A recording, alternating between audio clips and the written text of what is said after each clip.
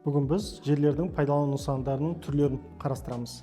Бірінші, ең кең тарағаны ол тұрғынға арналған екі түрлі жерлердің пайдалану нысаны болады. Ол жеке тұрғын үй кешендері және көп пәтерлі үйлерді салуға арналған кешендер.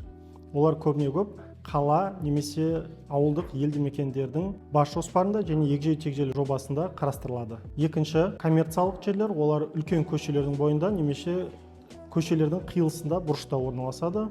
Оларда бас жоспарға немесе егжей-тегжейге жобаға сәйкес жоспарланады.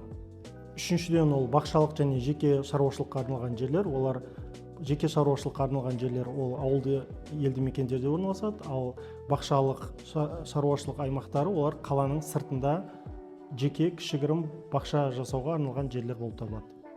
Төртінші, ол өндірістік жерлер. Олар қалалардың, елді мекендердің шетінде немесе сыртында орналасады. Олардың өздерінің арнайы белгіленген нысанға байланысты шекара қорғау аймақтары бар. Соған байланысты санитарлық қорғау аймағына сәйкес олар белгілі бір қашықтықта орналасады елді мекендерден.